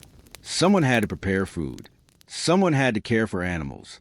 Someone had to begin the day's labor. And eventually one person moved. Then another. The household began to wake. The room that had been a sleeping space became a working space again. Blankets were folded. Bedding was adjusted. The bed might be aired. The fire was rebuilt. Water was brought. And the day began. This is where the difference between historical and modern mornings becomes especially obvious. Today, waking is often the beginning of a private routine. You wake in your own room. You reach for your phone. You check messages. You perhaps lie in bed for another 20 minutes. Historical mornings were more communal. If you shared a sleeping room, someone else waking meant you might wake too. If the household had one main room, the first person's activity changed the environment for everyone. Someone gets up. The floor creaks. The fire is disturbed. Water is moved. Clothing is handled. Someone speaks. And suddenly, the room is no longer a sleeping room. It is morning. This communal rhythm was especially important in poorer households. There was simply less space to separate everyone's schedules. A parent could not quietly wake at 6 and close the bedroom door behind them if the entire family slept in the same room. One person moving could affect everyone. And so people learned to sleep through familiar household sounds. Or at least they tried. Again, humans are adaptable. The morning meal also depended heavily on class and region. For some people, breakfast was substantial. For others, the first meal might be quite simple. Bread, porridge, cheese, leftovers, milk, ale, or other beverages in some historical contexts. The exact food varied enormously, but the basic point was that people needed energy for work, and work could begin early. This was especially true for agricultural workers. Fields did not care about your sleep preferences. Animals did not care either. A cow does not look at you and say, "Perhaps you should get another 45 minutes." It expects to be fed. And so you get up. This created a strong connection between sleep and daily work. The day was not organized around office hours. It was organized around physical tasks. Sunlight, weather, animals, seasons, harvests, and religious schedules. During summer, long daylight hours meant more opportunity for work. During winter, short days limited what could be done outside. This could influence sleep. People might rise later during darker seasons. Evening could begin earlier.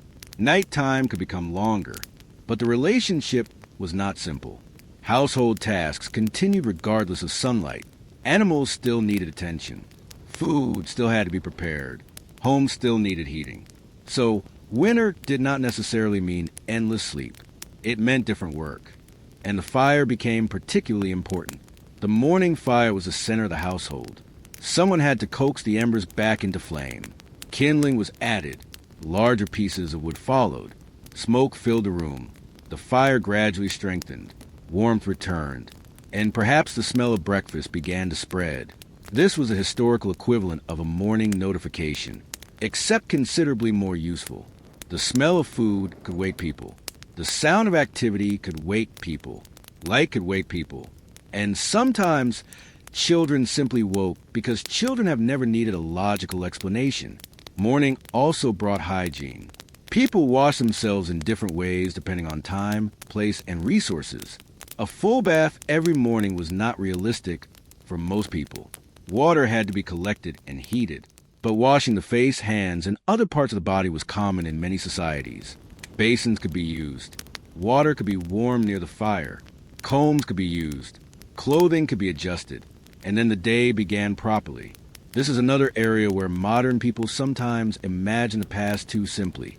Historical people were not completely unconcerned with cleanliness. They had ideas about washing. They had grooming routines. They had soaps and cleansing substances in various forms. They simply did not have modern plumbing.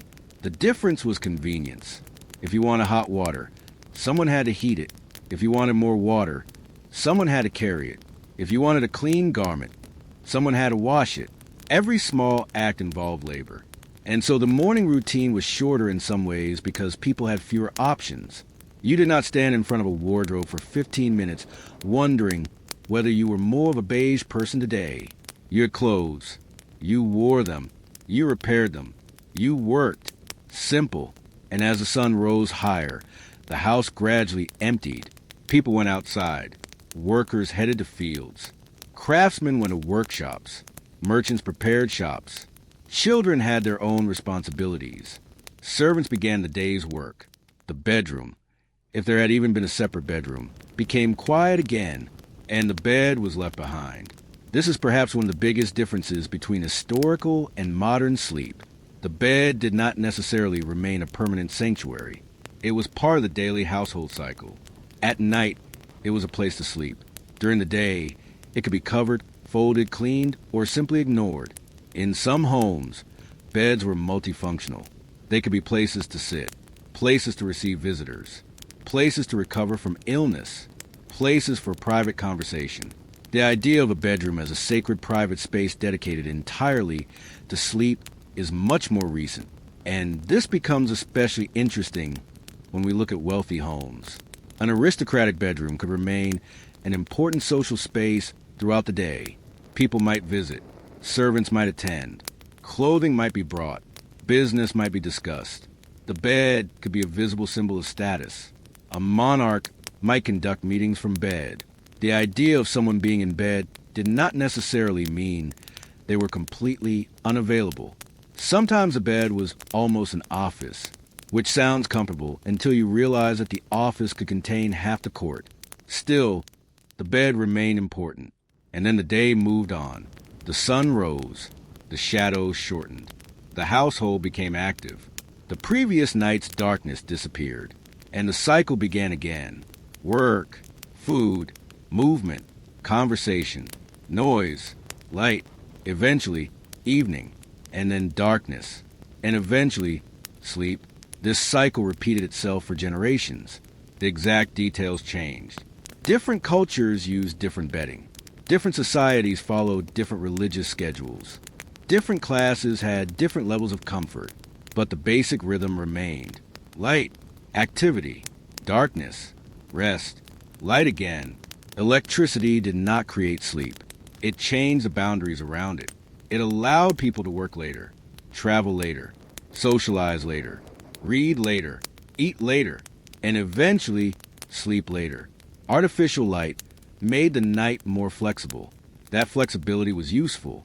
It transformed economies, cities, factories, homes, entertainment, medicine, transportation, almost every part of modern life. But it also meant that nighttime stopped being such a strong signal to slow down.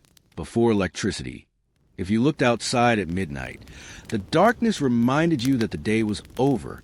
Today, midnight can look almost identical to noon inside a brightly lit building. The environment no longer insists that you sleep. You have to make that decision yourself. And sometimes, you make it at 2:13 a.m. while watching a video about people who lived before electricity. Which brings us quietly back to our old household. Morning has arrived. The fire is burning again. The blankets are folded. The room is brighter. The household is awake. Someone is already working. Someone is preparing food. Someone is feeding an animal.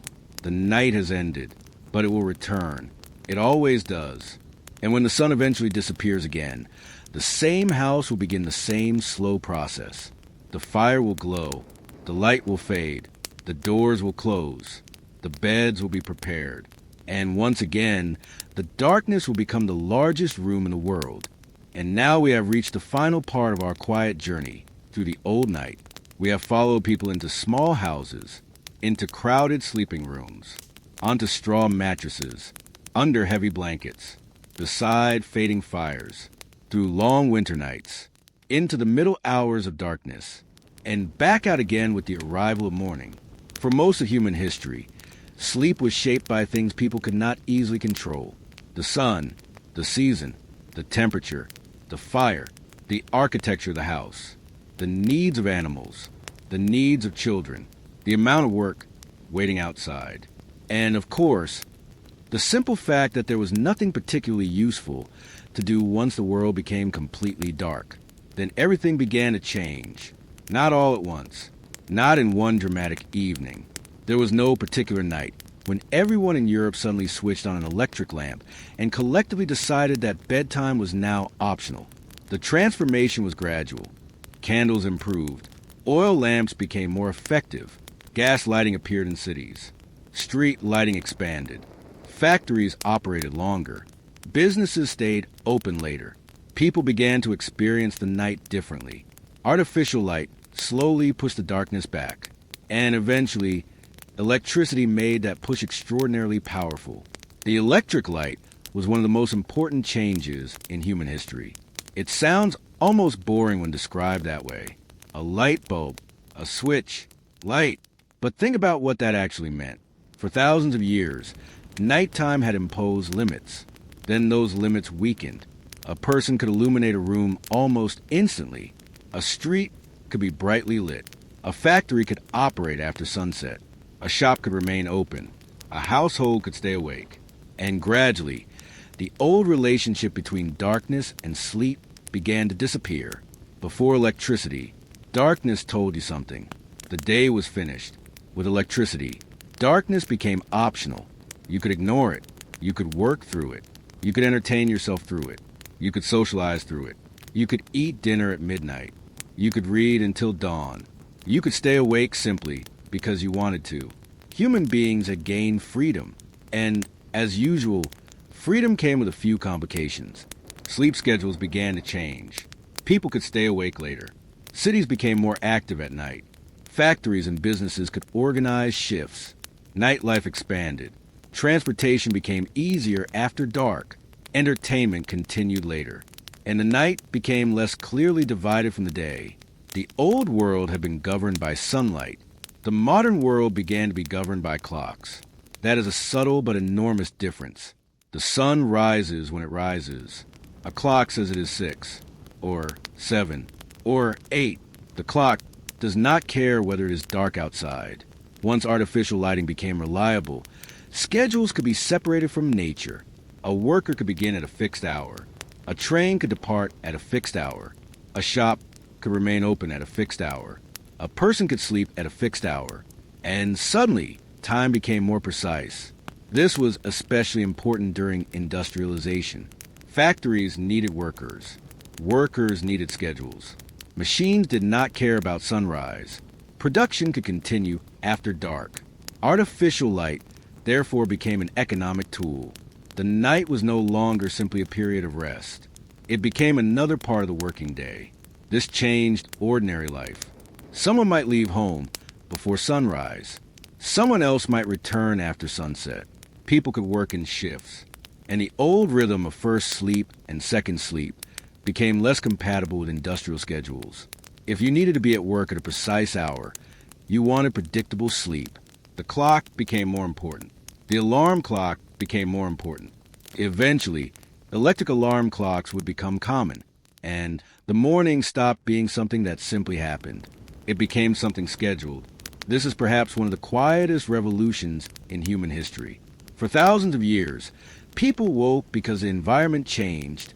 Then people began waking because a machine told them to. And the machine did not care whether they felt ready. The modern sleep schedule was born from this new relationship with time. 8 hours became a common ideal. Bedtime became standardized. Work hours became standardized. School hours became standardized. The day became divided into blocks. And sleep became another scheduled block. But the human body remained ancient. It still responded to light. It still responded to darkness. It still became tired. It still woke during the night. It still dreamed. It still experienced insomnia. Technology changed the environment much faster than biology could change itself. And this brings us back to the original question. How did people actually sleep before electricity?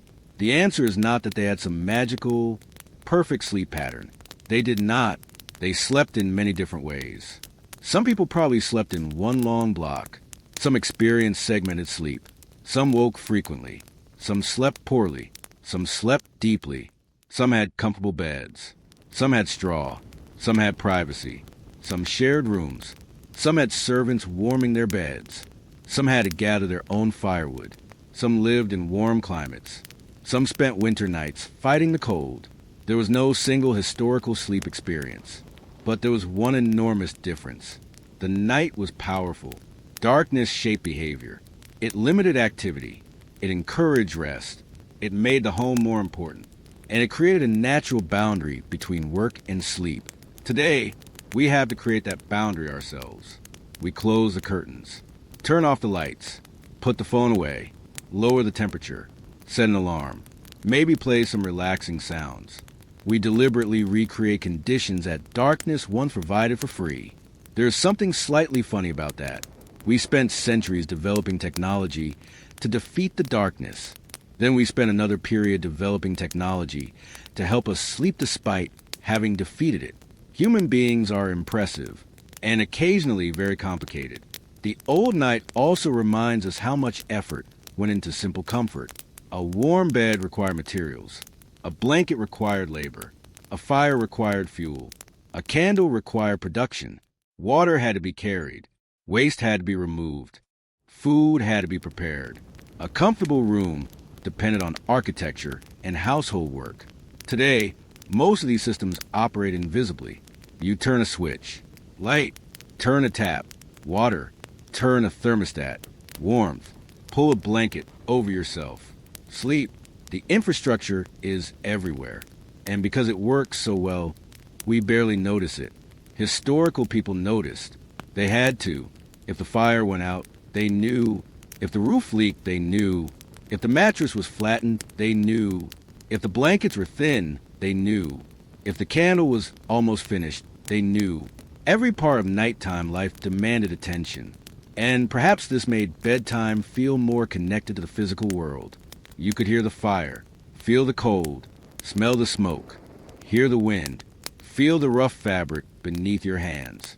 Sleep happened inside the environment rather than inside a carefully controlled bedroom. Yet, for all these differences, the basic human experience remains remarkably familiar. A person lies down. They close their eyes. Their thoughts wander. They remember something from the day. They think about tomorrow. They become aware of a sound. They turn over. They adjust the blanket. They become comfortable. Then they drift away. That could have happened last night. It could have happened 500 years ago. It could have happened 2,000 years ago. The room changes. The bedding changes. The lighting changes. The human brain does not change nearly as much. And perhaps that is the nicest way to think about historical sleep. Not as something completely alien, but as something familiar happening under very different circumstances. Some medieval farmer probably had the same experience you have had. They were exhausted. They climbed into bed. They wanted to sleep. They were interrupted by something. They became annoyed. They eventually fell asleep anyway. Somewhere else, a wealthy aristocrat probably had an equally familiar experience. A huge bed, expensive bedding, servants, warmth, privacy, and still, for some reason, they cannot fall asleep. Money can buy many things. It has never been especially good at ordering the brain to stop thinking. And so the night continued for everyone. Kings, queens, farmers, merchants, monks, children, servants, travelers, workers. Everyone eventually entered the same darkness. Their circumstances were different. Their beds were different. Their worries were different. But sleep remained one of the few experiences that crossed almost every boundary. And then electricity arrived. The darkness became weaker. The night became brighter. The bedroom became private. The bed became more comfortable. Heating became easier. Lighting became cheaper. Clocks became more accurate. Schedules became more precise. And sleep became something increasingly separated from a natural rhythm of the sun. The world became more convenient. It also became more complicated. We gained comfort. We lost some darkness. We gained control. We gained stimulation. We gained the ability to stay awake almost indefinitely. And eventually, we started buying blackout curtains because we missed the darkness we had spent so long trying to eliminate. There's a certain irony in that. But perhaps we should not judge either world too harshly. The old world had problems. Cold rooms, crowded beds, smoke, insects, pain, poor sanitation, limited medical care, uncomfortable mattresses, unpredictable schedules. The modern world has its own problems. Artificial light, screens, noise, work schedules, stress, clocks, notifications, and the strange psychological experience of knowing exactly how many hours you have left before morning. Neither world was perfect. Humans simply learned to sleep inside whichever world they happened to inhabit. And now, as our imaginary old house settles one final time, we can return to where we started. The room is dark. The fire is low. The bed is warm enough. Someone is breathing quietly nearby. Outside, the world is almost invisible. There is no electric light, no screen, no alarm, no notification, no glowing clock. Just darkness. The kind of darkness that once covered almost every human home every night. A darkness that people knew intimately.